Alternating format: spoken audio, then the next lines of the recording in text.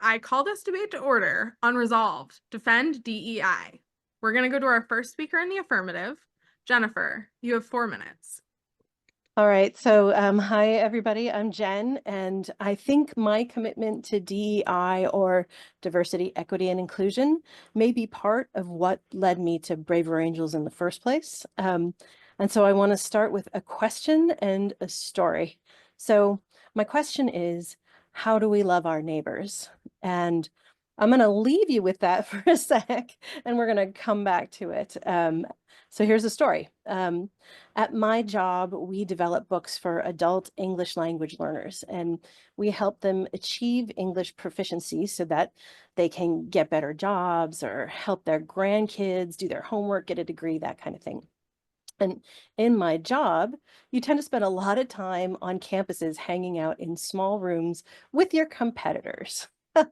So there was this one guy, John, who I saw all the time, and John is a super sweet guy. He was a competitor, but he'd help me carry my books in, hold the door for me, help pack up at the end of the day. And so one day, John asked me 2 questions. And first question was, had I accepted Jesus Christ into my life? And the second one was, how did I feel about illegal immigrants in Los Angeles in the school system, essentially taking resources away from my son? So for the first question, I told him that I'm an agnostic, but I do try to live my life like Jesus did by loving and caring for my fellow human beings. But I don't always succeed, but I do try. And then I told him that I believed all children, regardless of whether they or their parents happen to have been born here in the country, should have an equal opportunity to a good education. That I felt public education by its nature should include everyone. And that I believe my son actually would grow up to be a more rounded person and a better person by learning alongside a diverse group of people from all kinds of different backgrounds. And that our family was willing to potentially sacrifice any individual gain for my son in the pursuit of greater good for our community as a whole. And I think equitable access to education is better for our whole community, including our family, because less education means more poverty, more homelessness, and more crime. And these are all very real issues in my neighborhood. When I would walk my son to elementary school, there were people sleeping on the sidewalks on our walk. Um, and I get that navigating diversity, equity, and inclusion is not simple. I mean, people can have opposing but equally defensible needs, like the needs of a mom who wants to safely walk her kid to school, and the needs of the homeless person who has no help and nowhere else to go. So I get it. Finding equity can be really complex and really messy, but who are we if we turn away from a problem because it's difficult?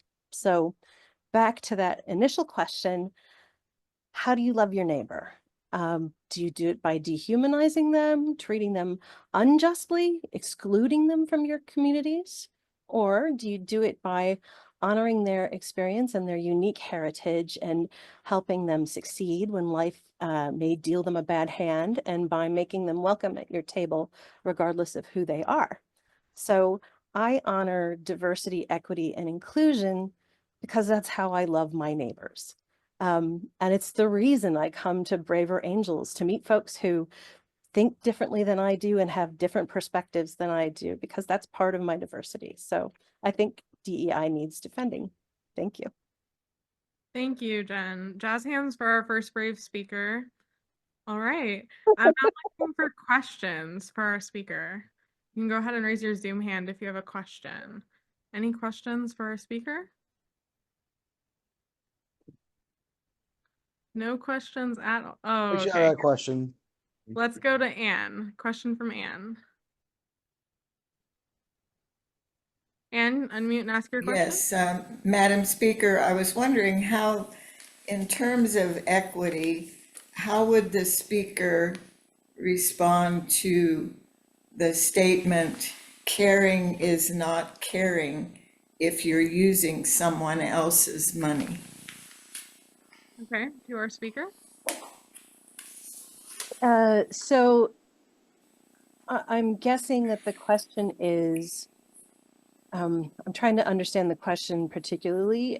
It's maybe with the idea that if you're using someone else's money, you're taking it from them. So maybe it's like a stealing kind of question, or Yes, in terms of taxpayer money in terms of taxpayer money. and all the other citizens who may not feel exactly like you do. I absolutely hear you, or I hear what the questioner is saying.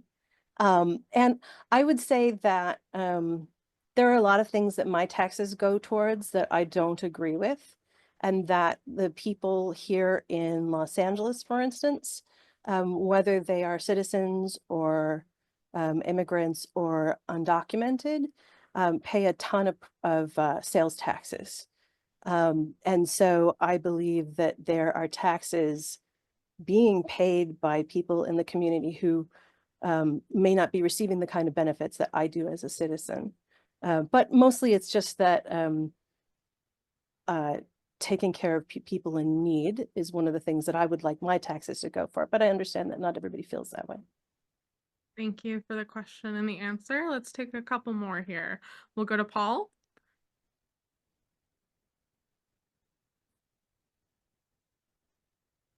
Speaker. My question is, if DEI is implemented in such a way that it means discriminating against people and not treating people impartially, is that loving your neighbor? To our speaker. So I think that there is a real complexity around the word impartially, because I think that there are multiple circumstances in which people may need, and it's not around any particular type of thing, but sometimes people start from a place where they have more, like my son has both his parents, and we're able to help him if he has questions about his homework or needs extra help.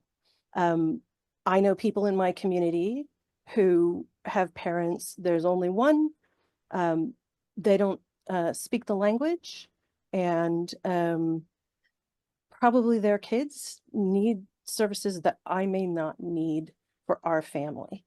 So it's a little harder to figure out. Like I said, I think it is very difficult to figure out equity when there are needs that are contrasting, but both very important. Thank you. All right, let's take one more question for this speaker. We'll go to Katie. I see lots of hands. We'll try to get more people in throughout the night. Katie? Hi, Madam Chair. Thank you. I was interested in knowing a little bit more about the benefits that the speaker has received as a result of her obvious open heart for her community. To our speaker? That's a very sweet question. I have lots of benefits. I grew up in a pretty diverse community. I lived in a mixed race family when I was growing up. I had a sister who wasn't really my sister. And for me, it's sort of a core thing for me. Like, I just like knowing people with all kinds of different perspectives, and because I learn more when I'm around people who don't think exactly like I do. Again, so that's why I'm like, what I love about this group is that everybody comes together to talk, even if they have completely disparate ideas about things, and I'm very grateful for that. And so All right, with that, our very first speaker is thanked. Jazz hands again for our speaker. thanks, Thank guys. you. All right, I see so many hands for questions. I promise I'm going to keep trying to get in new voices, but we're going to move on to our next speech, this one in the negative, from Monica. Monica, you have up to 4 minutes. Please unmute and go ahead. Having trouble on mute, I apologize. No worries. So good evening. I appreciate the opportunity to have this very important discussion with you. So let me just begin by saying that while I do not support DEI, I don't dismiss the ideals that DEI strives for. In fact, my organization, the one that I lead, Fair for All, supports one of DEI's basic tenets. we all deserve to live in a society where everyone is treated equally and has the opportunity to thrive regardless of their background. That's the common ground and the common goal that we all here at Braver Angels share. My problem with DEI is the implementation of the efforts to achieve this goal. I believe the DEI's implementation has failed in several respects, but one in particular stands out to me. It's fundamental. At the most basic level, these programs aren't helping the people and communities they aim to serve. They focus on the symptom of the problems they're trying to fix, but they don't address the root cause. Now, I say this because my understanding is that the core of all DEI initiatives is the premise that certain races or ethnic groups or genders suffer systemic inequities because of historical discrimination and bias. And I don't think any reasonable person would dispute this as fact. Anyone with a working knowledge of US history understands, for example, the lasting impact of slavery that's had on the Black community, or the seizure of Native American lands, what that's had on the indigenous community. But the damage from systemic discrimination has deprived large segments of these populations to adequate access to educational opportunities, made them more vulnerable to poverty and poor health, generally put them in extreme disadvantage vis-a-vis their white counterparts. That's known. So the question isn't what caused a problem that started decades or even centuries ago. The question is, how do we best address the lingering effects of that problem now? What is the contemporary solution? So DEI proposes a solution based on numerical representation. If a group is underrepresented because it's been historically disadvantaged, the solution is to hire more people or engage more people from that group. So we find organizations and institutions scrambling to meet diversity quotas. However, these efforts do nothing to remove the underlying obstacles that have created the lack of representation. They don't remove the systemic barriers. The reality is that we no longer live in a country entrenched in systemic racism that's been institutionalized and legitimized by our government. Our laws today guarantee every person of every race, color, sex, or gender equal rights. So today, the systemic barriers that most underrepresented groups face aren't rooted in race or anything else. They're rooted in something much different, in class. Increasingly, access to education, employment, and housing is falling out of reach of more Americans, regardless of what they look like, regardless of their gender or how they identify. I'll just share a couple of facts, statistics, I should say, for context. Way back in 1960, the employment rate for working age Black men with less than a high school education was 80%. By 2000, the employment rate for white men with similar education was even lower at 65%. In fact, the rate for white high school graduates is only 84%. But this is the kicker. In 1971, 63% of white households were middle class. But today, that number is 52%, just above half. Now, don't get me wrong. I'm not citing these statistics to downplay what's happening in communities of color. The statistics are even worse for us. My point is that the misery gap in this country is shrinking, because increasingly, the inequities we're seeing in our country aren't tied to race, but rather socioeconomic opportunity that's become more elusive for all Americans. So if we're completely honest with ourselves, we see it all around in our communities. Inflation is ravaging our households. Unemployment rates have risen across the board. The root cause of inequity now is class, not race. So how do we address the root cause of this problem in class? How do we do this in practice? How do we fix what DEI isn't fixing? Let's take a space that DEI has been extremely active in, and that's education. Yeah, I'm sorry, yes. No worries. I think Zoom is doing a little bit of a funky thing. You're out of time. Thank you, though. Oh, I'm so sorry. No worries. Jazz hands for our second brave speaker. Really appreciate it. All right, we're looking for questions. We'd love to see some new hands for the speaker. Let's go first to Catherine. Oh, yes. Unmute and ask your question of me, please.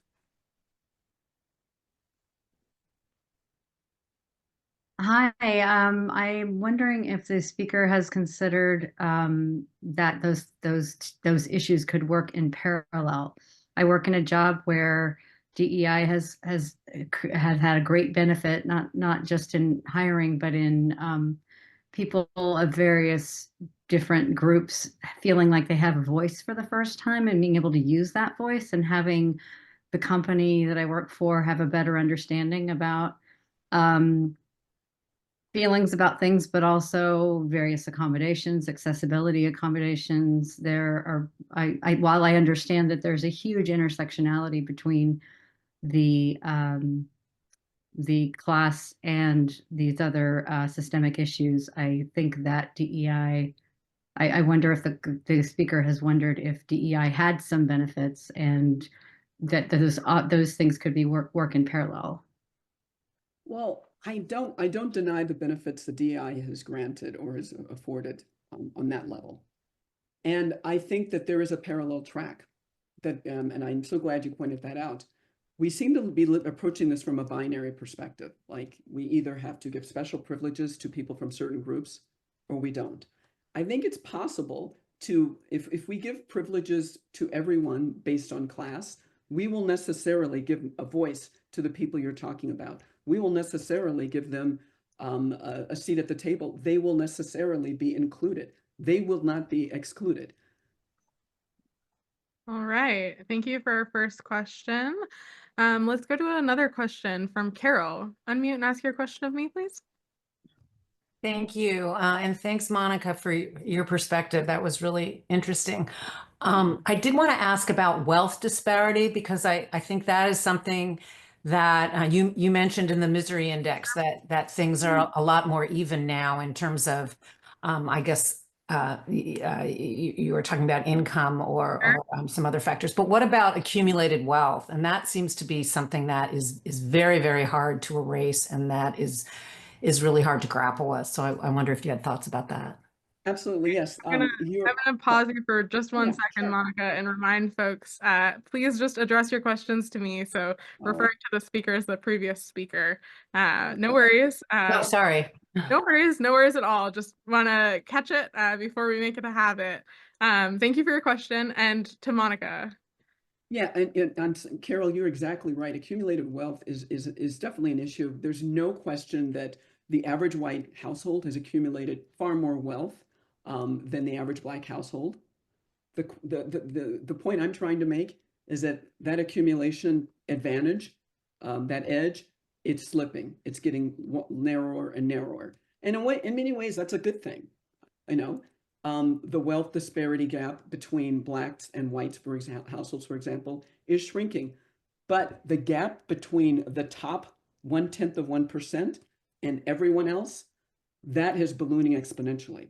So I think we're focused on a problem. We're missing the forest for the trees, I guess is what I would say. There are two problems going on, but one is getting so much worse, so much faster, and we're being distracted to pay attention to what's happening to us, vis-a-vis each other on the ground at the working and middle class level, and we're missing a much bigger problem. Thank you. Let's take one final question for this speaker. We'll go to Susan. Unmute and ask your question to me, please. Thank you, Madam Chair. I'd be curious to know if the speaker has thoughts about how to address this on a pretty wide scale, nationwide, instead of the current DEI program. Okay, so thank you so much for asking that. I thought I had 4 minutes to speak, and I'm so sorry. I probably went over that. But what I was trying to get to is education, which is how the most important way to address this problem in practice. So we all know students of color are underrepresented in colleges, but increasing quotas through preferential admissions only addresses the symptom, because it allows a path to a privileged few people of color. Like me, I went to Princeton, right? I went to Harvard Law. But I came from a certain class of household. My parents were fairly well-to-do. And that is the problem. A lot of the people who are the students of color who are being admitted to colleges, especially elite ones, they're coming from a certain class. The better path to help greater numbers of people in these groups is through more robust funding of public school education in all socioeconomically disadvantaged communities at the K through 12 level. We need to attack the problem at the source. So my thinking is if we equip children with the tools they need to thrive early in their lives, then we don't need to give them preferential treatment later. We set them up to succeed without artificial assistance that creates environments where their achievements might be questioned or diminished. And more importantly, if we attack the root of this problem nationwide earlier, we'll not only avoid the risk of adopting unconstitutional race-based policies that the right will attack DEI for, we will benefit students of all races, all colors, all genders who are in communities that struggle with inequality rooted in a much deeper problem that we just don't want to focus on. That's my national solution. Thank you to our second speaker. Jazz hands for our speaker. All right. Thanks so much, everyone. We're going to go now to our second affirmative speech, our third speaker overall. That's going to be Paul. Paul, you have up to 4 minutes. Go ahead and unmute. And hi, hi everyone. My name's Paul. Just wanted to say up front, I'm not an expert in DEI, but I did want to just speak a little bit to the spirit of DEI and why I think it deserves defending. And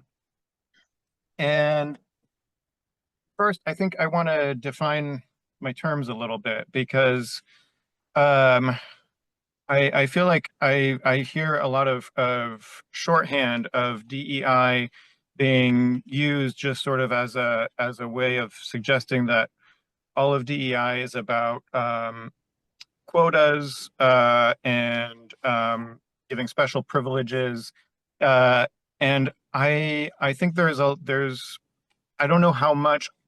I'm excited to hear from some people who are here with more expertise because from my understanding of what I've witnessed, there's a lot more to DEI programs. I've worked in an animation studio for about 5 years that had a pretty active DEI committee. And a lot of what I saw of their mission involved outreach, partnerships with community colleges, historically Black colleges and universities, presentations to public schools, and developing a paid internship program so that the opportunity of an internship was available to people who can't afford to come work for free for 3 months because they come from the privilege to be able to do that. So I want to talk a little bit too about what I see as the benefit of the spirit of DEI and acceptance of and embracing of a full spectrum of identities. So I'm a white heterosexual cisgendered man, 40 years old. I feel like there's a lot of voices out there telling people, saying that DEI disadvantages people like me, and I see it very differently. I think I've gained a lot from a culture of acceptance that I've gotten to live in the communities that I live and work in. As a kid growing up and into my early adulthood, I often felt really out of place among my male peers.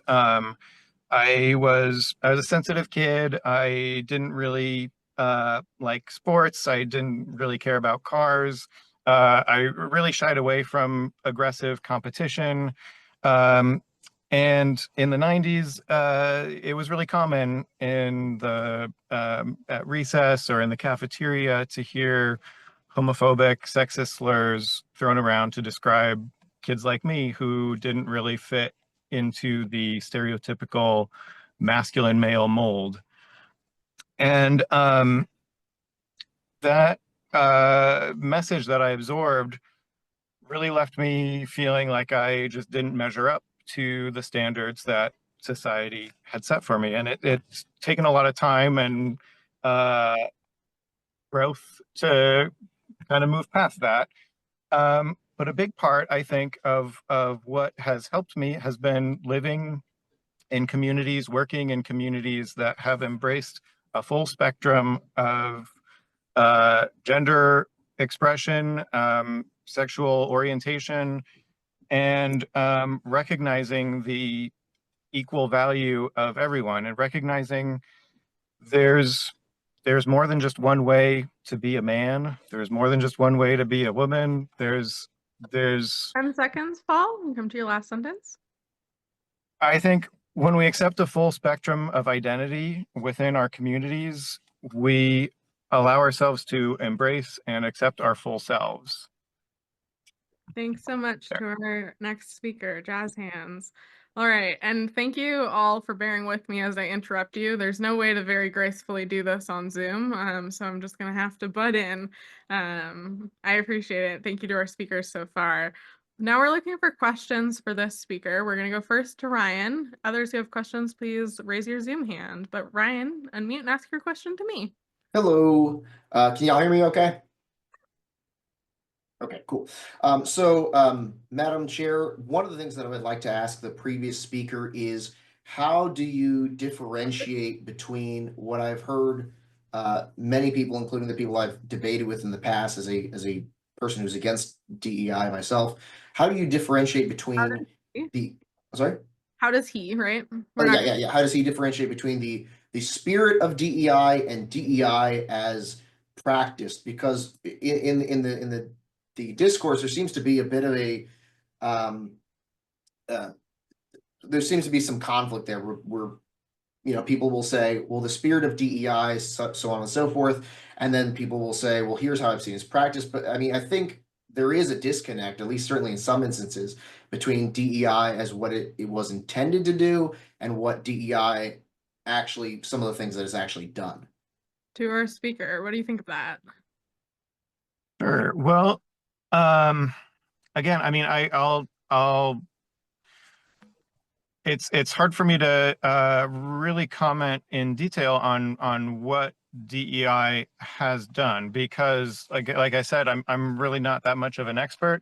I'm speaking based on what I've seen DEI do in the places where I've worked and participated, and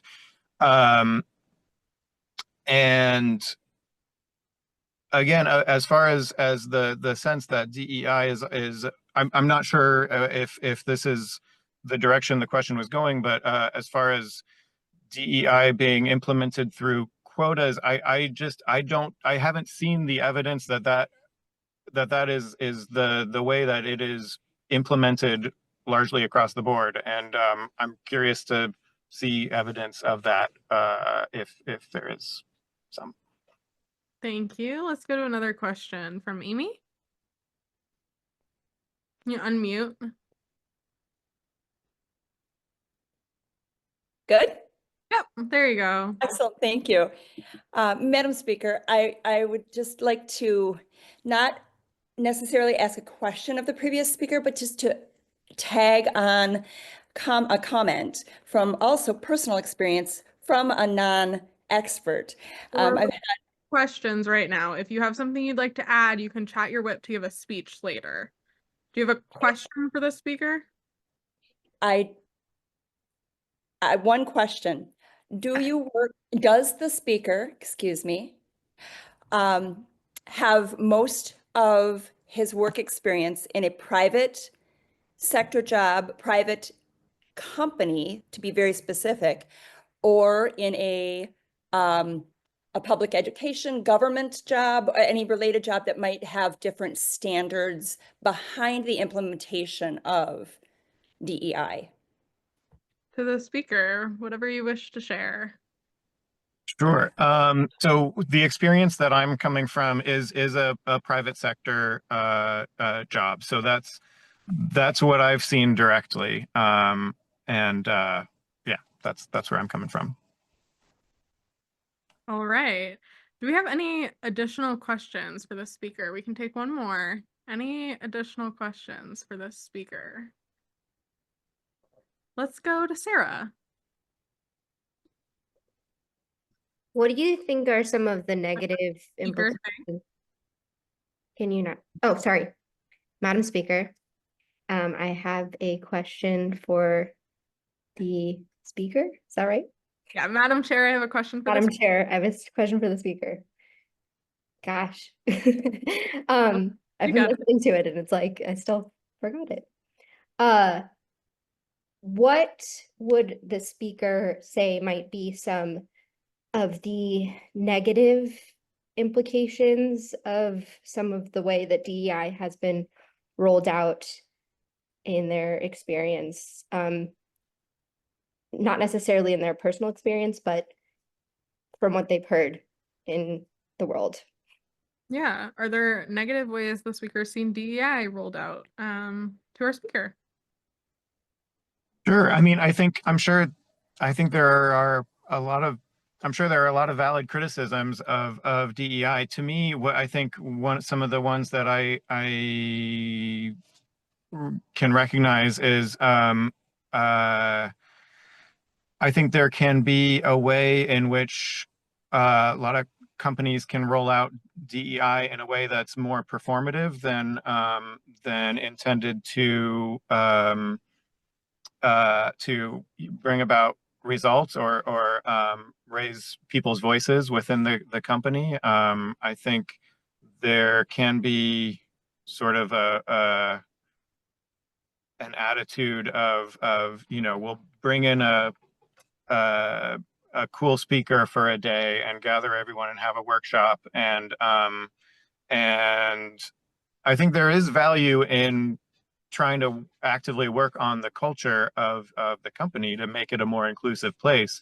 But I think there are ways of doing it that are more effective than others. Yeah.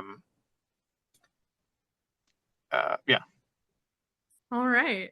Thank you to our speaker and all our questioners. Jazz hands. All right.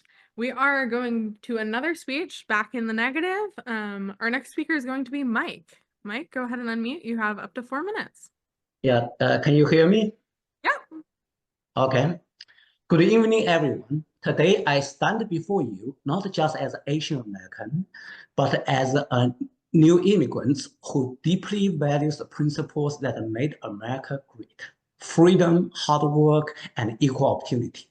Yet, these ideas are under siege by a movement that claim to champion diversity, equity, and inclusion.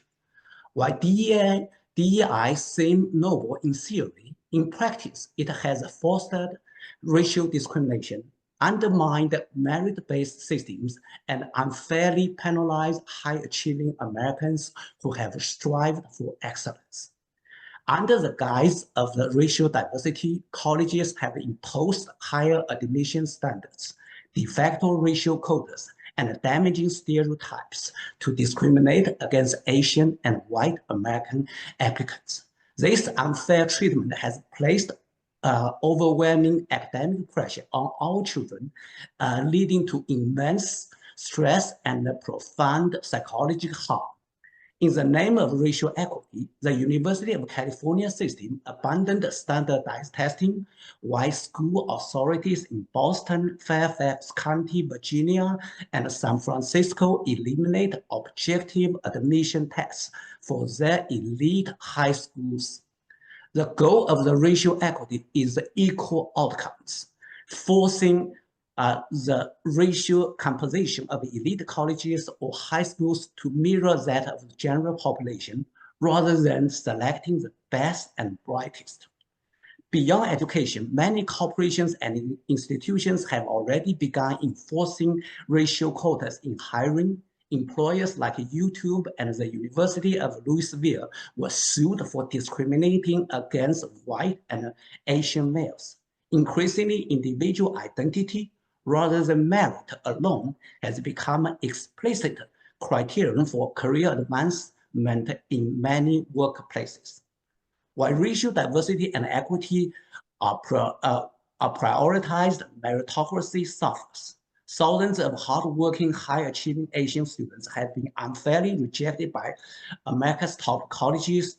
Many outstanding professionals have lost promotion opportunities simply because of the race they were born into. Clearly, the DEI practice have betrayed Dr. Martin Luther King's dream to achieve a colorblind society in America.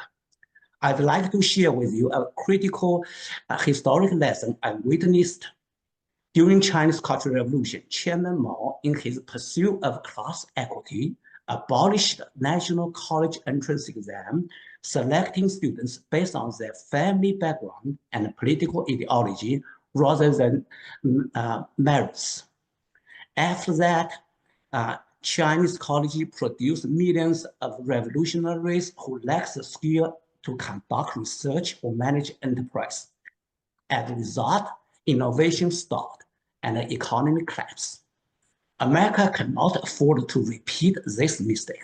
We must stop woke DEI programs and restore the principles that have defined our country, not forced diversity, not racial preference, but equal treatment under the law. Thank you. Thank you to our speaker, jazz hands. All right, a couple questions for our speaker. Let's go to Neil. Thank you, thank you, Madam Chair. And I'm curious how the previous speaker would define the goal of universities and education. In addition to strictly to promoting individual achievement, is there room for fostering diverse environments to help everyone learn to work together on teams, since teamwork is such a critical importance for productivity and community? To our speaker. Yeah, I want to answer that is a very good question. I want to answer in two parts. First, the real cause of a lack of the diversity, especially in selective colleges, is not meritocracy we proposed. It's really a failing K-12 education, especially in American inner cities, that failed too many Black and Hispanic children. So because of high crime rate, high unemployment rate, many factors. So we need to hold these politicians accountable. Number two, I want to point out, the claims that racial diversity necessarily brings benefits is false. Basically what brings the benefits is the diversity of ideas and the diversity of skill sets. I give you an example. In China, we have there is called a national minority colleges, all primarily selecting people based on the race. But they're like top university like Peking universities, the college I graduated from called University of Science Technology China, selecting students based on merit. You know what? All the top achievers, top scientists, top engineers, top entrepreneurs, none of them graduates, almost none graduates from that national minority colleges. Most of them graduate from merit-based colleges. All right, let's take one more question for the speaker. We're gonna go to Karen. Do you have a question for the speaker? Thank you, Madam Chair. My question is this.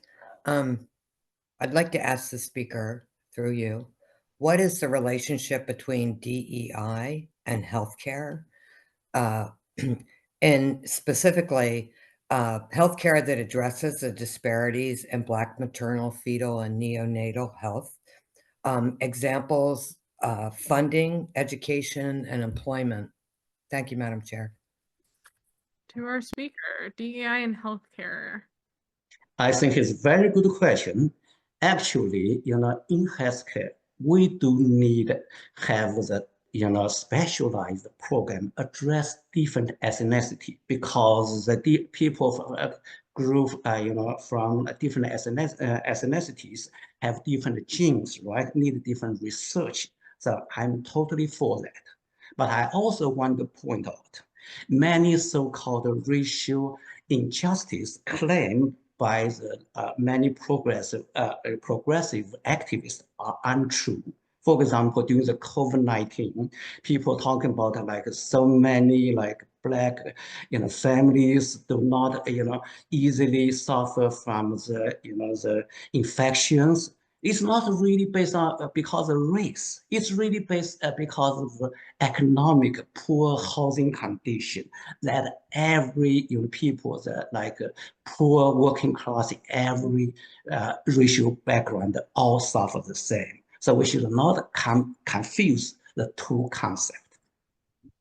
All right, and with that, jazz hands for our speaker. We're going to keep moving so that we get in as many voices as possible. Remember, if you have a speech, please go ahead and chat to your whip. You can find them assigned by first name in the participants list. With that, we are going back to the affirmative for a speech from Sarah. I hope I'm pronouncing that correctly.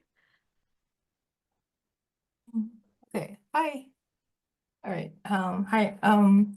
So first I want to acknowledge that some of the current day implementation of DEI can be not ideal. They can be piecemeal and superficial and sometimes even divisive. So I want to abstract away from those things like mandated diversity training at workplace or quotas in hiring or admission. And I want to talk about equity specifically and sort of reclaim these things separately from DEI policy, because I feel like they've been lumped together, and in the executive orders, like a lot of equity programs are being targeted at many institutions due to DEI. Okay, so I'm focused on equity. I actually believe that we all care about equity because we all know that one size doesn't fit all, and we need personalized approaches that take into account people's backgrounds. Like, even if you think about the websites that you're using in AI right now, that's what it's doing. It's giving you personalized approaches so that it can it can do things efficiently. So I'm an educator, and I've really seen how different kids would face different challenges and need different approaches. And some do lectures, some needs time to read material, some does hands-on projects. But like working with low-income children in diverse setting, I know that some does not have the transportation to get to lecture, some doesn't have the computer they need to get to classroom materials, or they don't have projects that resonate with their lives or teacher that understands their backgrounds. And some of the groups have higher rates of these challenges, or they may have multiple challenges occurring at the same time, like this intersection that we've been talking about. And these groups often correlate with these protected characteristics like race, disability, gender, sexual orientation.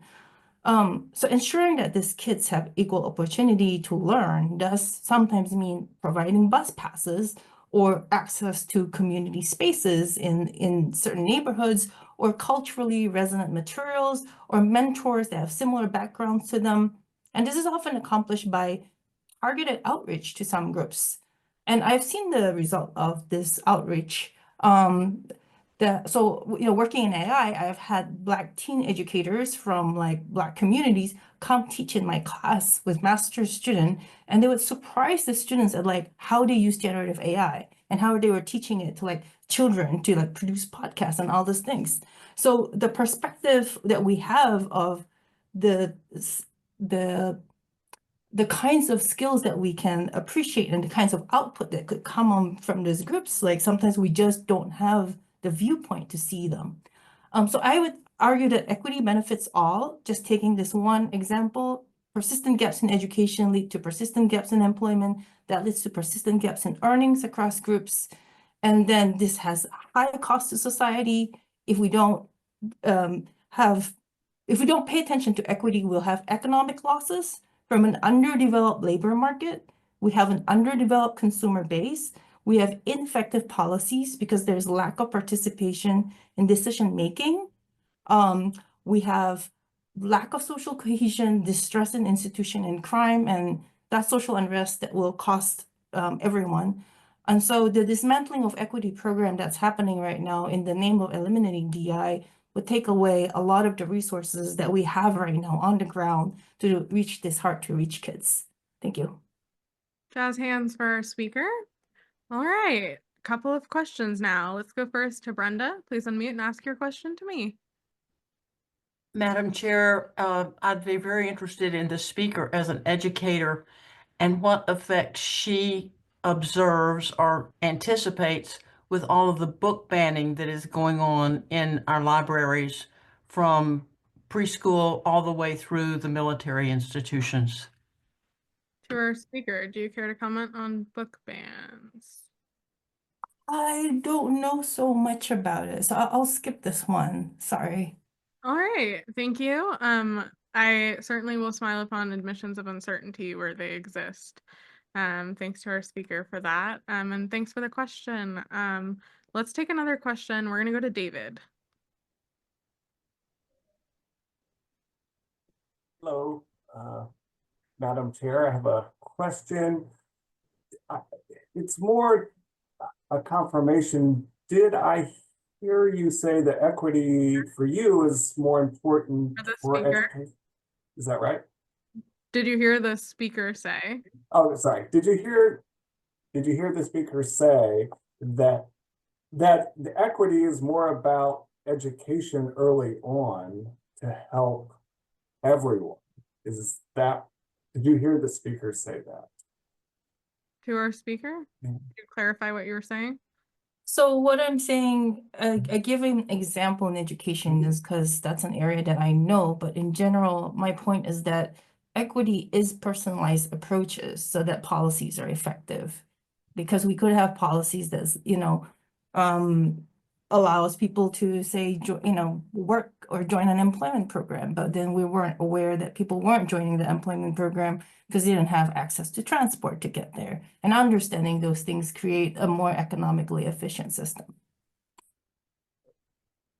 Additional questions for our speaker. Ryan's hand has been up. Ryan, a brief question, and then we're going to go to you for our next speech, actually. Oh, okay, cool.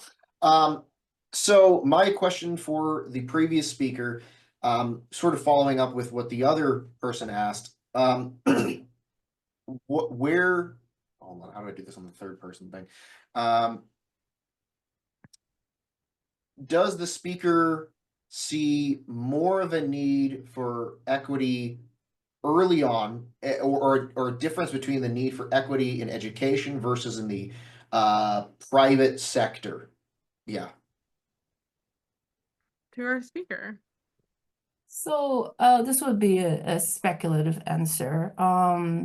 So the parents of these children work somewhere, and they do have jobs that doesn't allow them to provide these opportunities to the children, which is what the education is trying to address. There are also evidence and research that, like, for example, patients do better when they're matched with doctors that have similar backgrounds with them, so they understand what they were going through. Students do better in that way. And so in that sense, when we take the perspective of the kids, we do look at the parents, and we do look at the teachers, and then we do look at the doctors that treat them. So there's a spillover there. All right. Thank you to our speaker and to all our questioners. And we're coming right back to you, Ryan, for a speech in the negative. You have up to 4 minutes. Go ahead. Okay, thank you. My name is Ryan Ruffner. I am a DEI researcher. I've been researching DEI using peer-reviewed literature on diversity for around the last 4 or 5 years. The basic summary of this stuff, trying to condense basically what will soon be a book's worth of information, is that DEI, again, in my opinion, based on my research, doesn't work. It never worked, but the reason it seems to work is because for several decades, peer-reviewed academic researchers and big consulting corporations have accidentally or deliberately skewed the data so that it looks like it'll work. Okay, so a couple of examples of this include using surface level diversity as proxies for deep level diversity, which is a lot of what people are talking about here, where like, well, we want to get different perspectives. We want people who have similar backgrounds, similar experiences. Those things are deeper level variables, what we would call deep level diversity. Similarities or differences in attitudes, beliefs, values, perspectives, personality traits, skills, so on and so forth.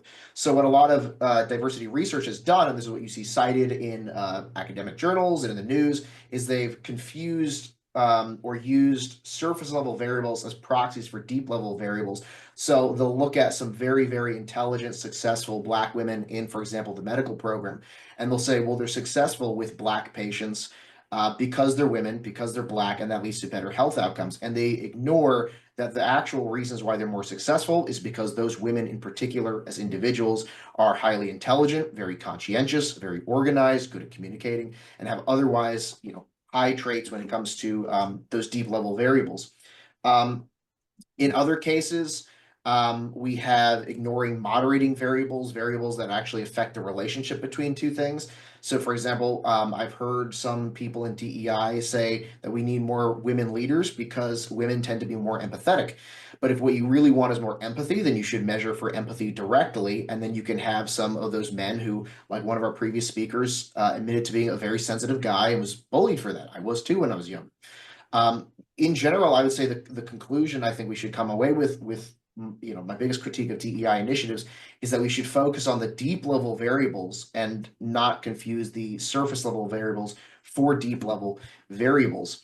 And that includes things like focusing on class and income. So, for example, when it comes to mentorship, I think if I had to choose between whether I'd relate more to a straight white guy who grew up with a silver spoon in his mouth, so to speak, or a Black woman who grew up in a similar situation as I did, single mother, low income household, almost homeless, that kind of thing, I'm probably going to relate to the Black woman, even though we have very different identity group categories and traits. The other thing I'll say is from my research, I've noticed that DEI in spirit is very different from DEI as practiced. DEI in spirit, I would absolutely support because a lot of my friends, a lot of my doctors, a lot of my coworkers are diverse in surface level criteria. And they have been for a long time. But DEI in practice, from my experience and from my research, is very, very different from that. And if I was talking to a friend and I said, how's your relationship? And they said, well, in theory, it's really good. I would say, okay, but hold on. How is it actually? Because that's what matters. A lot of the benefits of DEI we can get without DEI. So let's say we're trying to hire more minorities and we're trying to eliminate racial bias. Research has shown that what we can do is we can use what are called behaviorally anchored rating scales to rate people's interview responses based on only behavior, not identity groups or anything like that. We can also remove identity group measurements from resumes and so on and so forth, but I'm out of time. You are just under time. Thank you, Ryan. About 3 seconds left there. Jazz hands for our speaker. All right, we're going to go to a handful of questions. I'm going to try and mix in some new voices. So please don't take offense, but get some new folks in here. Let's go first to Paul. Paul, unmute and ask your question to me, please. Madam Speaker, my question for the speaker is, understanding there's some negative aspects of DEI that he and other speakers have mentioned, such as discrimination. At the same time, he said that he would absolutely support DEI in spirit. And it seems now that we have an administration that's trying to stamp out DEI, and in their zeal to stamp out DEI, I wonder if there's a lot of confusion and they're stamping out things that shouldn't be stamped out. And so I wonder if the previous speaker has ever been tempted to switch sides and decide that he should really defend some aspects of DEI rather than assuming that it's all bad. To our speaker. Yeah, thank you. So I don't feel the need to switch sides. I guess a weird example, sort of a corollary to this would be if I'm agnostic atheist right now, and if I saw one person on the extreme, whatever religion you want to put in there, doing something, I oppose that, and I saw another one doing something else extreme, my solution wouldn't be to go to one side or the other. It'd be to say, basically cut it out on both sides. I don't regret getting rid of DEI or my stance on that. I think for the most part, it's either all bad or all misguided. But there are some things where I think the current administration is getting a little crazy, almost like a AI program who thinks that a cat is a person, they just misidentified something. So, for example, one of the ones that I've heard about recently is them taking out, I think it was I might be completely wrong on this, the Enola Gay airplane from some museum. It might have been the Smithsonian, and because it had the word gay in it, I was like, that's so stupid. I mean, so that's one of those things where it's like it's a part of history. What I've told people is, yes, I'm against DEI, but I think we should go through with a scalpel, not a chainsaw or a hammer. Thank you. All right, great question. Let's take one more. We'll go to Anne. You unmute. There we Yes, go. yes, Madam Chair, I have a question for the speaker in regard to, he was saying that he is doing research, and I'm wondering, is the research being funded by a particular organization, or is he doing this just for his own interest, or why are you spending 4 years studying DEI? I'm just curious. Speaker. Yeah, to our speaker. However you care to respond. Yeah, that's a great question. I wish I was being funded. I am not. To be fair, I haven't pursued a grant or anything like that. I should have, but every time I think about it, a lot of the people that I've seen funding these sorts of things, and I'm just gonna say the name, like the Heritage Foundation. They're a bit too yeah, I don't want to be on their payroll. So I want to go wherever it goes. So in the beginning, the reason why it's taken a bit of time is because in the beginning I wasn't even sure that it was bad. I was looking at all the instances in which it might not be bad, or the complicating factors and things like that. And so it wasn't like something that I set out to do, like I'm going to spend this amount of time on it. I just kept researching. It's like, oh, that's interesting. Let me follow up with that. I find a meta-analysis here, go dig into the research over there, look at some of their measurements, and so on and so forth. And it just happened to have taken up around 4 to 5 years of my time in between job and what do you call it? Grad school and things like that. All right. With that, our speaker and questioners are thanked. Jazz hands for great questions asked and answered, and for a great speech. All right. I see so many hands up. I'm sorry. I'm going to keep going. We're going to do our very best to get through as many people as possible. And as a way of doing that, I'm going to go ahead now and shorten speeches. So we're going to go back to the affirmative. Our next speaker is going to be Joanna Hoyt, and you have up to 3 minutes. Thank you, Madam Chair. I didn't come with a prepared speech. This is simply what's come to my mind as I've been listening to everything said tonight. First, I hear the distinction that some folks here are making between the spirit and the practice of DEI, and it reminds me, I'm Christian, that's very much at the core of my life, of who I mean to be, and yet I hear a great deal said and done in the name of Christianity, which I find appalling and counterproductive, and yet I would strongly oppose any attempt to ban Christianity and chase it from education, the workplace, the government, because I think that at its core, it holds values and practices that are good for all of us, and that despite all the abuses, there is still much in it that is practically effective now. As I've seen the attempts to cut out DEI under the present administration, I'm especially concerned, for instance, about what I've seen about medical research and health programs aimed at various minority or disadvantaged groups who do have needs that are not exactly the same as those of the wider population being cut. It seems obvious to me there that that's not discrimination, that providing to each person what they actually need in order to have a basic chance to thrive and to be well is not discriminatory, even when the needs that people bring into the system are different. I believe our first speaker referred to services provided for immigrant children, for example, language support programs that might be needed. And again, if you like, that's a special group getting a privilege not everybody gets. Or you could just say, all right, there's a particular barrier this group faces. We're finding a way to take the barrier down, make there be open access.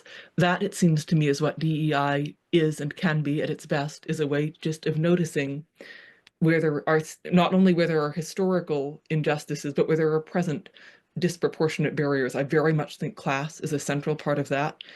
I think language and immigration status, I think that race and sexual orientation are still also important in that way. And when it comes to quotas, I am aware of problems with that system. I'm also aware that, say, in the medical system, there are certain issues I'd far rather discuss with a doctor who is female than a doctor who is male, simply because we have some shared identity and experience there. I'd have some better hope of finding understanding and feel some less embarrassment. I've heard similar things around race or other, if you like, surface level diversity criteria that can nevertheless feel viscerally important when you're already in a vulnerable place and trying hard to get help. So About seconds, Joanna? I believe we need to think carefully about how we actually implement DEI, refrain from being smug, refrain from broad brushing, but I think that there's still a need to look at the different barriers we each face and find ways to overcome them. Thank you. Thank you to our speaker. Questions for this speaker? Go ahead and raise your Zoom hand. Questions for our speaker? I know there have to be some. All right, let's go to Bernard. Question?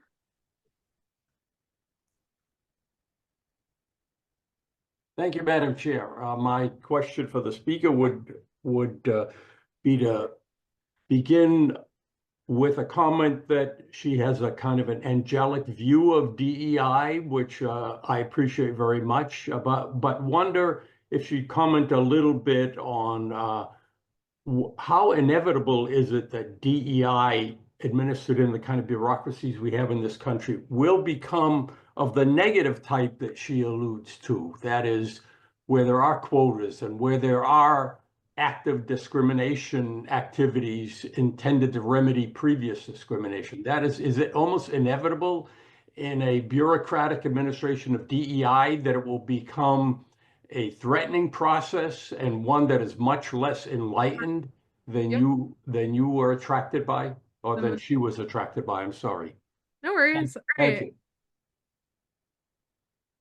Thanks. That's a very good question. With a two-part answer, I think. I believe that in large bureaucratic systems, most good purposes get perverted and undermined to some degree. I think that the systems that we have to provide healthcare provide a deeply needed service, and also sometimes are run in ways that are actually detrimental to health, whether that's a matter of over medication or of I've had a couple of friends have really serious issues with infections picked up specifically in the hospital. And yet I wouldn't propose getting rid of healthcare because of that, but I sure think we could do it better. I think that also a DEI. All right. And as I've said, quotas strike me as ambiguous. There is a degree to which I see value in specifically hiring for diversity, say in doctors or teachers, so that the different people who come to them needing services see some of their own experience reflected in the person they're going to. All right, thank you. Sorry for cutting you off there. Let's take one more question for the speaker. Roman? I want to thank the speaker for comments, a lot of wisdom, and doing it ad hoc is, without preparation is impressive.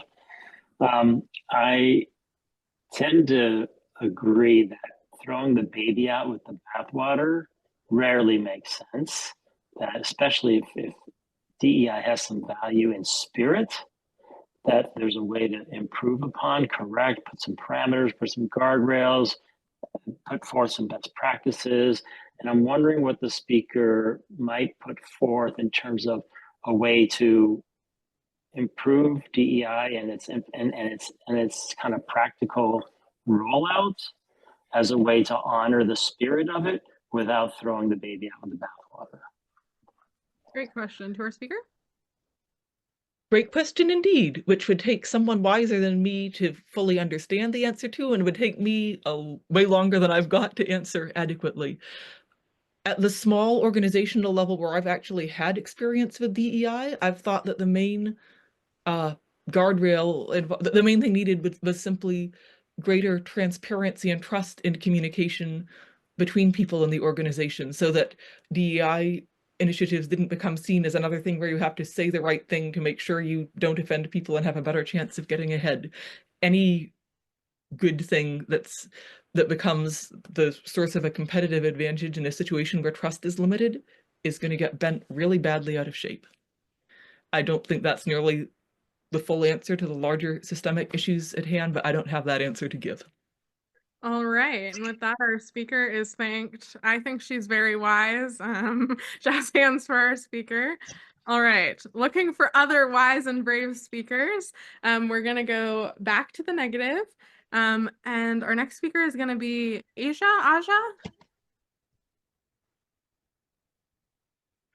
Oh, hi. It's Asia.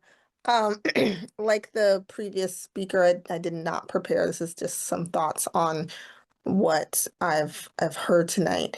And like many have mentioned, I am not against the spirit of DEI, just the application. And one of the biggest things that I see is that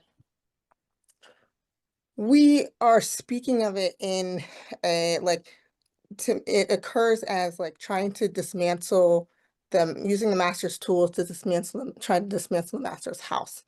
And in that, what I mean is, in the face of dealing with, even talking about diversity, equity, and inclusion, which like I think it also gets jumbled together when we just shorten it to DEI. It becomes this thing that we can just like put someplace and just like, oh, like this is what we're doing over here, and like, oh, it's easy to check off the box, which is a lot of what we're talking about today. But when we are looking at the like the actual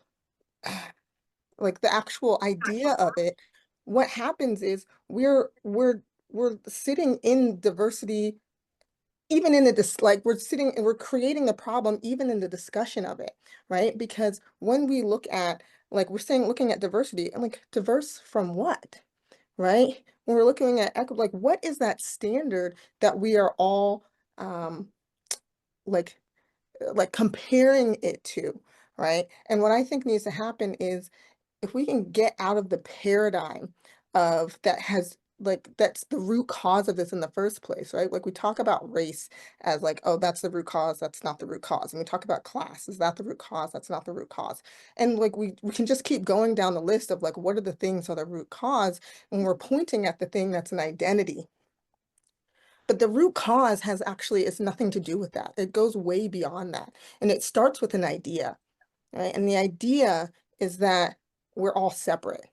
And until we actually address that, until we properly, and our come from, I like to call it, is that lie is like we get that it's the lie, and we come from that space of like, oh, actually we're not all separate, then diversity gets to flourish. It becomes this thing that is just creativity, right? Equity becomes just the thing that we do because who we are as human beings is here and to experience each other and one another.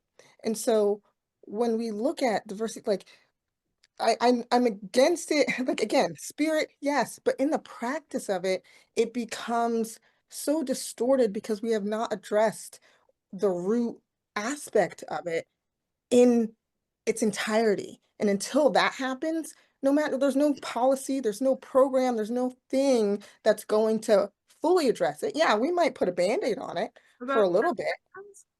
Yeah, am I done? My time 10 done? seconds. You can finish your sentence. We might put a Band-Aid on it, but we're not actually going to get to what I believe the places we all want to be, which is a culture and a society that works and works for everybody with no one left out. Thank you for another wise and brave speech. And again, apologies, there's really no graceful way to interrupt you all here. I wish we could all be in a room together, but alas, we are not. Looking for questions for this speaker. Let's go first to, your username is T Molly, TMALI. Yes, that's me, Tony. All right, Tony, go for it. Ask your Yes, question. so Madam Speaker, I'm just wondering what is the definition of diversity to the previous speaker? To our speaker? Sure. So let's see, that definition of diversity is for me a full expression of ourselves in life as that's completely free, like fully expressed, like full freedom of self-expression. That's diversity, I think. Thank you. Another question for our speaker. Let's go to Mike. Hi, Madam Speaker. The question I would ask, did you notice this speaker, like many, spoke about support for the values of DEI, but concerns about the practice of DEI. And the event that sticks out in my mind was the President of the United States standing before the press and suggesting that the fatal plane crash at National Airport was a result of DEI. And when a reporter asked the president how he knew that, the president said common sense. So in the prism that involves looking at values and looking at practice, how does that episode get evaluated? To our speaker? I mean, I think it's nonsense, right? Like, I think that's somebody not wanting to take responsibility for anything and then pushing blame on, like, creating an easy answer for something that doesn't want to have an easy answer. And it actually has, I think any thinking person could say, like, it's not true, right? And so in that context, it just feels, it's just one of those things that, I mean, part of me is just like, I feel like it's idiotic, right? And just doesn't make any sense. All right. Jazz hands for our speaker. Great questions as well. We're going to keep moving along, but right now we are going to take a moment. We're going to take a little stretch break. You all are doing wonderful. This is a really great conversation. As we all stretch just a little bit, I'm going to invite the couple of individuals who are here from partnering orgs to give us a very brief intro to their organization. We're super glad, again, to have them here tonight. Monica, do you want to introduce us to FAIR first?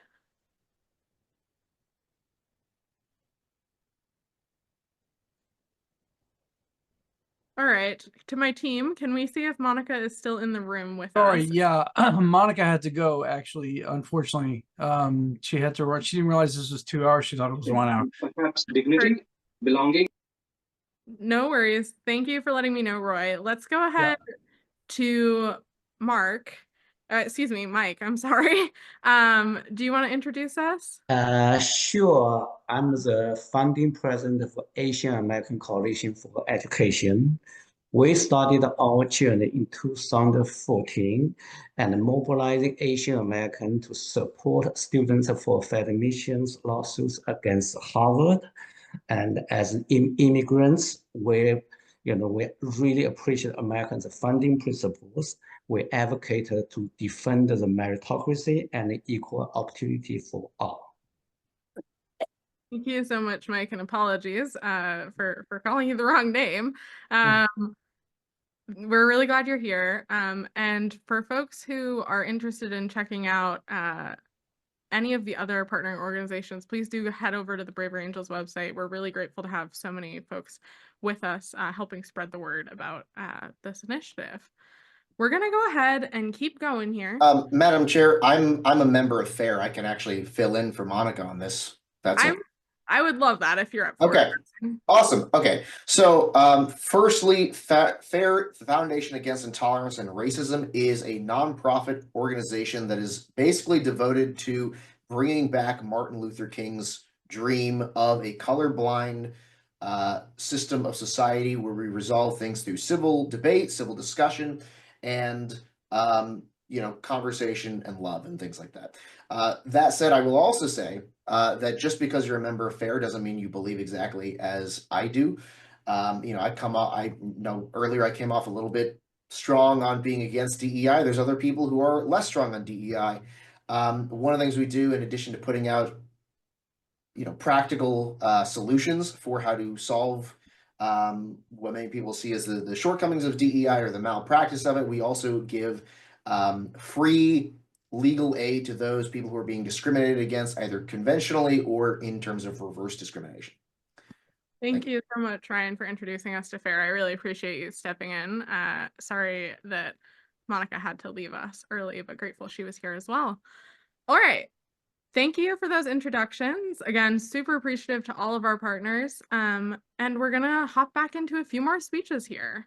The next speaker we are going to go to is Craig in the affirmative. Craig, you have up to 3 minutes. Go ahead and unmute and get going. Hi, everybody. Sorry, my video isn't on. Let me grab that. I'm on my phone. So, howdy. And some of you in LA might recognize me. It's good to see everybody. Yeah, I'm a recently retired, just last year, elementary music teacher, and I taught in the public schools here in Michigan, and we did several professional development workshops in DEI. And I must say, I am really puzzled by what I hear out there from the Reds about what DEI is. And like, oh, there's quotas and it focuses on outcomes. And like, and then I did some research and I'm like, that's not DEI. So, maybe I'm sure there's some things out there that happen to happen like that. But in my experience, my personal experience as a public school educator, that was not the case. The DEI training, diversity didn't just mean about color or minorities. It was also about able-bodied students, autistic students. Or I should say disabled. I'm even, anyways, you know what I mean.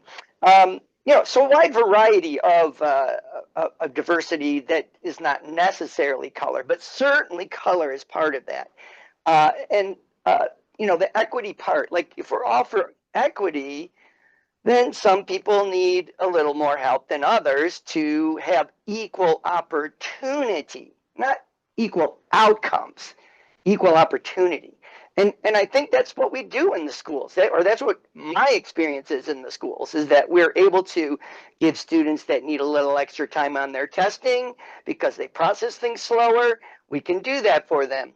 Students that, need to have their test even read to them in some cases while they're trying to work at their level. My experience with the workshops or the professional development also really gained me a lot of insight into how my students' lives were experienced by them. And, so we had a lot of African Americans, we had some Asians, we had some Arab Americans, we were still a majority Caucasian school, but it really helped me understand the dynamics of these kids' lives and the dynamics within the classroom between students, especially as they got older and they began to really take in some of the societal stereotypes about different, groups of people. And DEI wasn't about trying to make those stereotypes worse, or it wasn't about teaching white kids to feel bad. I'm really puzzled by what I hear on the, on the red side about some of these things that have happened. So thank you. Thank you very much. All right. Questions for our speaker. We're gonna go first to Laura. Hi, thank you. I'm Madam Chair. I'm curious, being that the previous speaker is an educator. I hail from Loudoun County, and we had a quota system recently in the last couple of years set up for the magnet school. And instead of taking, I don't know how many kids they take, but like instead of taking the most qualified kids, they set up a quota system where every high school, of which we have 17 in the county, would have the same number of applicants accepted. And the result of that is that there's kids at certain high schools scoring higher, having better qualifications that are not getting in because kids at other schools haven't met the quota, or other schools haven't met the quota. And one of the end results of that has been that the entering classes coming in are not coming in with some of the minimum requirements, particularly on the math side. And it's definitely affecting the teaching in the magnet school for science and technology. So I'm curious what the speaker's feeling is on that, since he's an educator and since he brought up quotas and not understanding what he's hearing in the lexicon of DEI related to quotas. Thank you. To our speaker. Yeah, so, I would shoot back a question, and I know we're not able to have a discussion, but was that done under the umbrella of DEI? like, I'm wondering, was that just some policy out there that wasn't necessarily like officially DEI? Because DEI is not about quotas. Like, that sounds more like affirmative action. Quotas is like affirmative action. And if that's being done, that almost sounds like a court issue to me. Like, right? I mean, the courts have already weighed in a bit on affirmative action. So that's where I kind of stand on that. And I only worked at the elementary level, so my experience is limited a bit to that. And I guess my other point would be, if DEI, and it's called DEI, is being implemented poorly, then why not just a course correction? Why eliminate it? Right? Why not just let's get back to the roots, let's redefine, let's redirect, let's make the course correction. It doesn't have to be all of this other vitriol thrown on the term that isn't even true. Thanks. Thank you for the question and the answer. Let's take one more question for this speaker. I'm going to go to someone we haven't heard from yet, though I love all the hands. Let's go to Tim. Question? Unmute and ask your question to me. Hey, thank you. Madam Chair, I was wondering if the speaker would just comment on his perspective regarding the current Republican administration look at DEI. It's not actually the attacks on the practices, but using it as a cornerstone for further discrimination, bigotry in opposition to what, like freedom of speech. It's taking things, everything painted with one view and a call sign reminiscent of CRT that was there to disrupt public education. So the speaker's perspective on that. Your speaker? Yeah, sure. CRT, of course, is critical race theory. This is college level stuff that doesn't get talked about in schools that I know of. It's certainly not at the elementary level. But Trump's attacks on DEI are very problematic. Just as somebody earlier mentioned about like the point about the air traffic controllers, right? Or there's been other examples as well where he is just kind of shooting from the hip and attributing all this stuff to DEI that really, I mean, honestly, it's a racist attack, the things that he says and does in the name of DEI, in my mind, the way that he says them. And the substantiated way that he doesn't even really substantiate them. So, I think it's a serious problem for even if we're going to go beyond DEI, right, to something else that's similar or more effective or something like that, right? He is ruining the atmosphere for all of those prospective solutions. All right. And with that, our speaker and questioners are thanked. Jazz hands. All right. We're going to a speech in the negative. Sherry, you have up to 3 minutes. Okay, thanks a lot. This is a little off the cuff here, but I think a lot of people are acting like it's 1950. So I'm 61 years old, and we spent decades working to help all diversity and inclusion issues. In 1982, I was part of a community at my college called STARS, Students Together Against Racial Separatism at UVA. So we've been working on it for a long time. And in 1980, in the later 80s, when I was working in corporate America, every single hire started as a diversity hire. That didn't mean race necessarily, but women, all kinds of things. At that point, I was actually a bit stunned as a white woman, though, that the search meant no white men were considered initially. That was just the way it went. So let's not act like, we haven't been working on this as a country for a long time. The basis of DEI is judging people based on immutable characteristics, and that is always wrong. And no one's perfect on this, no one of any race or ethnicity, but how can you judge people on their skin color? I always say my father-in-law was a white man who lived without indoor plumbing until he put it in 1971 for his parents. He worked in coal mines and fields, served in Korea, lost his hearing, slept in his car to go to college on the VA bill. Was he entitled? But DEI means everyone should just look at him based on his skin color and sex and not count him in the equation, not understand who he is. What are you fucking talking about? All right. We're gonna not interrupt the speaker, and we're gonna have the speaker keep going here. Please stay on mute when you're not speaking. I did not. All right. What I'm talking about is a real person. So I'm talking about my father-in-law. Okay. So I'm not sure if that's what that person was asking, but no one opposes the concepts of diversity and especially inclusion, but it's the implementation that's being opposed. It's kind of gotten distorted and created an institutional and systemic racism and sexism. It started to overbalance what the people of the USA have worked on for decades, right? It's become more of an iron fist. And how do you judge its efficacy? I looked up a quick study, and an author named Frank Dobbin reviewed about 1,000 studies and found the positive effects of diversity training, which, by the way, if you've been in corporate America for the last 30 years, you've spent a fair number of your time in, suggests it can actually activate bias or spark a backlash. And people say, why not just course correct? I would say a lot of companies pulled out of ESG and DEI quickly because it wasn't actually a growth methodology. It was virtue signaling, and not something that these large organizations really held as a true belief.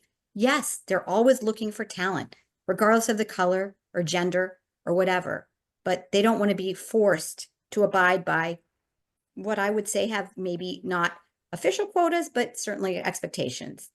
Personally, I don't want to go around looking at all people and judging them based on their gender or race, and I don't want to be judged by mine. And I guess that's what I think we should all want. All right. And with that, our speaker is thanked. A couple of questions for the speaker. Let's go first to Tina.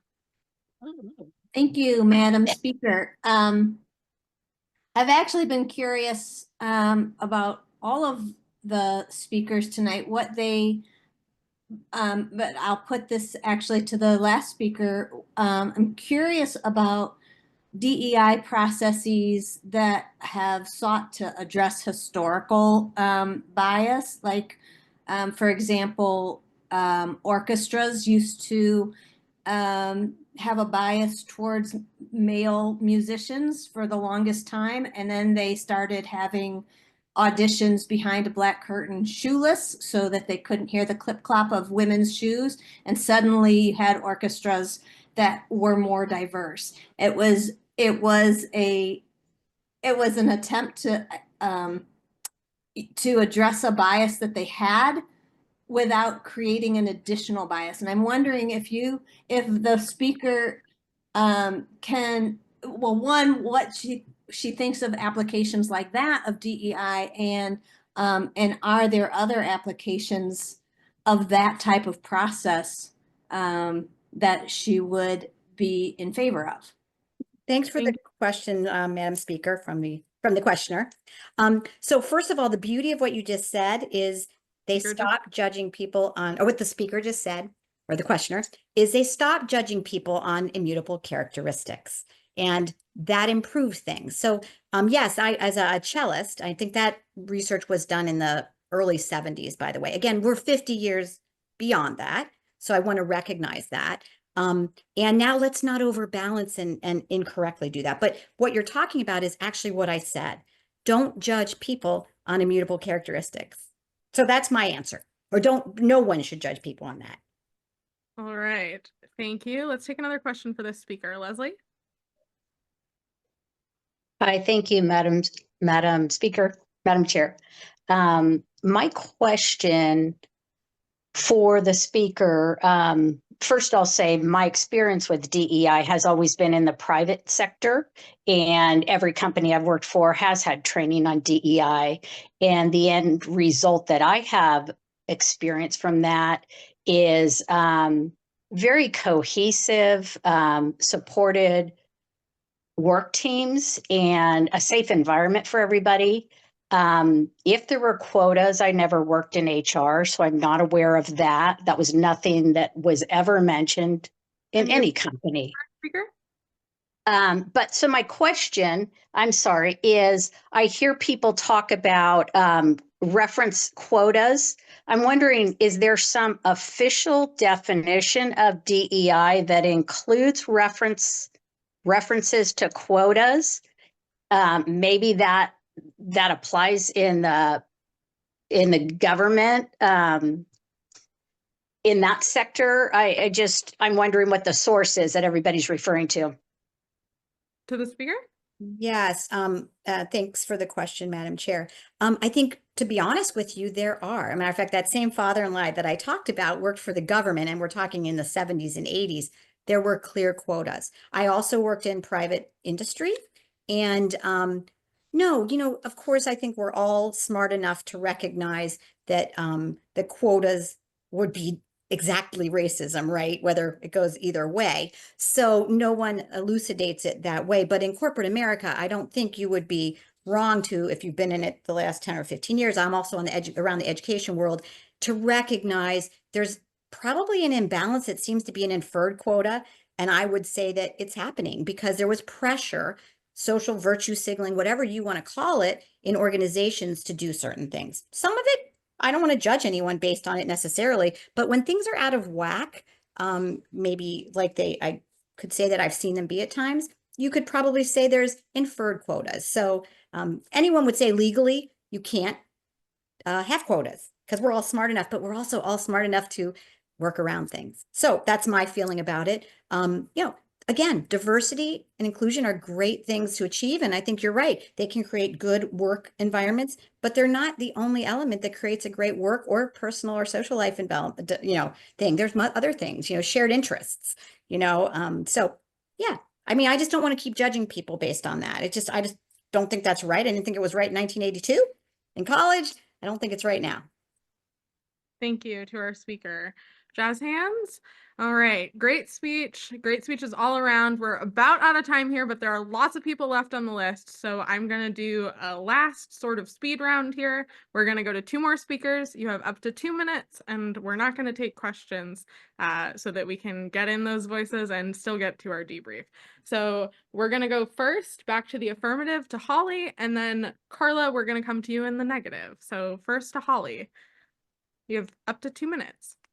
Hi, yeah, thank you. I'm just kind of going off the cuff as well here, just listening to everybody tonight. And just thinking about DEI and really going back to what those terms mean, regardless of all the stuff that comes with saying DEI.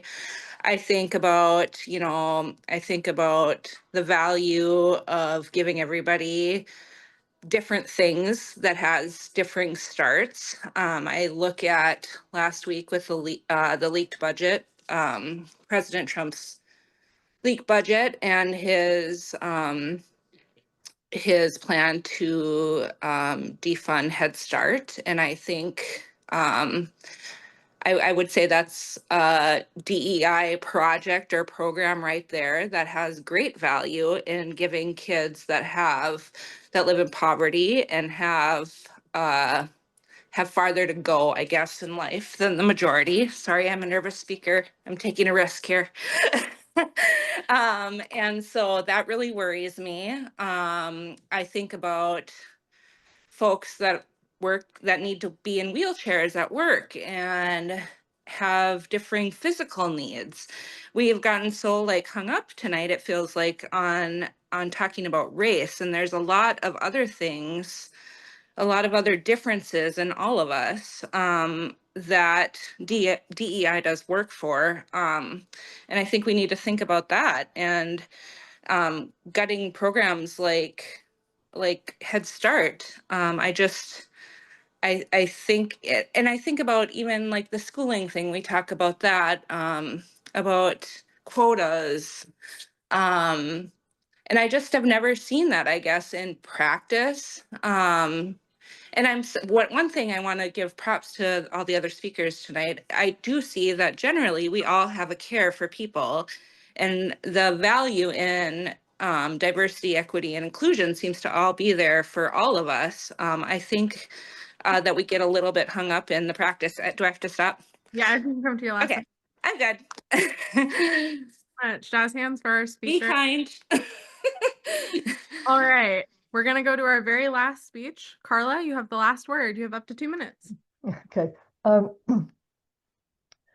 I'm opposed to DEI programs, by that I mean sort of particular programs that are whose aim is to foster diversity, equity, and inclusion, which are all good things. I have currently, my husband and I have 5.5 grandchildren at this point. My daughter we adopted from India. She's dark-skinned, and she married an African-American man, a wonderful guy. Then my son we adopted from Korea, and he's on his second marriage now. So I have a whole range of grandchildren. Three of them are going to always have to face higher barriers. I'm talking about the DEI type of barriers where the bar is just set a little higher if you're Asian, and people know that you're Asian. You've got to jump higher. I have another couple of grandkids who can pass for white, so they're presumably have a level playing field.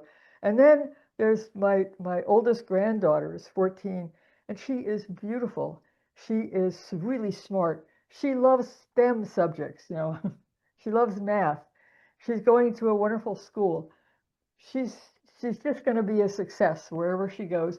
And with DEI programs, should have a special leg up because she's black. She's my only black grandchild. So and then that means my other grandchildren are going to have to jump a little higher in order to get over the barriers. And when she gets all the achievements that she has earned, people say, a DEI hire. So I think DEI is not serving any of my grandchildren. It's not served any of my grandchildren well, and that's my problem with it. That's one of my problems with it. Thank you to our final speaker, Jazz Hands. Jazz Hands for everyone who's given a speech tonight. We've had lots of brave and wise speakers. Really appreciate it. And again, actually, Jazz Hands, I'll keep them going for all of the questioners. We've had lots of great questions asked and answered this evening. All right. We are just about done, but not totally done. In a moment here, I am going to look for a motion to adjourn our debate. But don't go anywhere just yet, because a very important part of this process is debriefing together, and we're going to get to that next.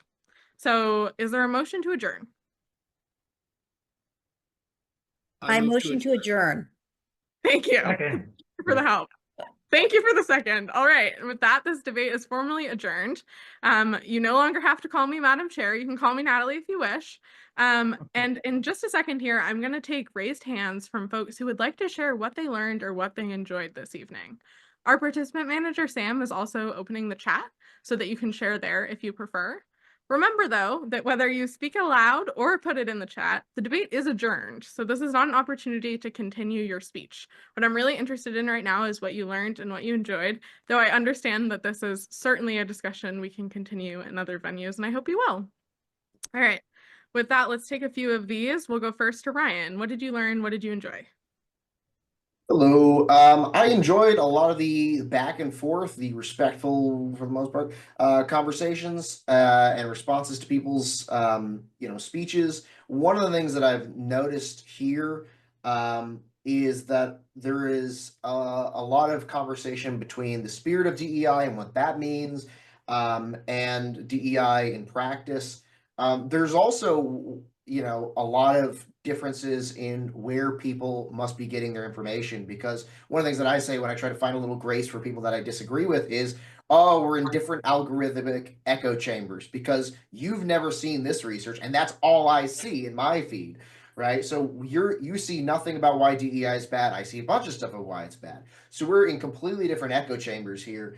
And so I think it's important to recognize that both when it comes to discussing the problems or benefits of DEI and understanding why other people don't agree with what you believe and things like that, Thank you. All right, let's go to another. Tim, what did you learn or what did you enjoy? I particularly appreciated the distinction that speakers on both sides of the issue brought up, spirit and versus practice, and also the point of whether we are addressing the symptom or the problems. And with that, it reminded me, and my takeaway is getting caught up in a jargon DEI versus really what we're trying to achieve as a broader community. So thank you for this forum. Thank you, Tim. We'll go to another. Justin, what did you learn? What did you enjoy? I really enjoyed all the thank you. I really enjoyed all the personal stories and context that everyone was bringing to the discussion. I also learned that it is way too large, important, and complex of a topic for the language that we use as a culture to discuss it. And it's too big of an issue that needs to be fixed without a framework. To me, it's talent pipeline, how to socialize with people that are different from you, and how to find and fairly hire talent that you may not have experience with. And if we can't break it down, we're not going to fix it. So that's what I took away from it more than anything else. All right, let's go to Catherine. What did you learn? What did you enjoy? I learned that there's a lot of different reasons that people might be against DEI that I hadn't quite considered. So that was interesting information. And I also, I'm really glad for the people who brought up, there wasn't enough discussion for me, and I wish that I brought it up earlier, but around the other aspects of it, that we're also, it's about neurodiversity in my job, a lot of the conversations about neurodiversity. It's also that there's just a lot of different aspects of it that need to get addressed. And I also had no idea that so many people thought it was really about quotas, because that's not at all the great things about it that I have understood. So I do think there's different silos that we're in, and we have different understandings of the meaning. Thank you, Catherine. All right, I'm going to go to a few more. I'm going to ask you guys to keep it brief because I want to get as many in as we can, but we're about running out of time here. Let's go to another from Karen. What did you learn? What did you enjoy? Oh, thank you. Well, I really appreciated some of the new language that I heard, which I've been involved in efforts for a really long time, and yet I really valued that and took some notes. And at the same time, that's part of what gets in the way. You know, like we adopt academics, you know, come up with a new language, and then, you know, you got to come up to speed, or you're like, you don't know what you're talking about. And I also really appreciated when people shared things from a different view that I hadn't really considered. And that was like really meaningful. And it left me with a lot of questions. I was hitting up my whip just constantly. Thank you, everyone. It was wonderful. I really appreciated all you brought to the table. Great. Thank you, Karen. All right, a couple more reflections. We're going to go to Jim and Molly, and then we're going to wrap up here. So, Jim? Good, thank you. This was fantastic. I mean, I loved hearing everyone's perspectives. One of the things I wanted to take away from this, I've loved my experience with DI. I've seen it change lives. I've seen it help people grow. But I really wanted to understand the other perspective, and I really loved the depth that people brought to it. The idea of let's look at class, or look at more true causes of some of the things that are causing challenges for people. So love the discussion, love the depth. It was fantastic. Thank you. Thanks for joining us, Jim. All right, and for the final word, what did you learn or what did you enjoy, Molly? Sure. I was surprised by the sheer number of definitions people are using for each of the terms: diversity, equity, inclusion. And that maybe what would help us have, you know, more and deeper conversations would be a shared set of definitions. Although, of course, you know, then there's the question of who does the defining. And I was also really surprised actually throughout, and this was a learning for me, that people's approach mostly in their talks, it seemed, although I want to rewatch if it was recorded, yeah, it was recorded, was about programs to increase diversity specifically in workplaces or in schools versus on the current erasure of diversity from government websites and stuff. Like I actually thought that the DEI focus was far more going to be about the administration's getting rid of references to women, minorities, etc., and realize that this is more about the historical perspective of, do we have programs or should we not have programs to improve diversity? So that was a good, strong learning for me. Thank you. And thank you to everyone. I see so many hands raised. I'm not going to keep you here all night, but I wish I could. All right. Jazz hands again for all of our speakers, questioners, reflectors. Super appreciative for all of you.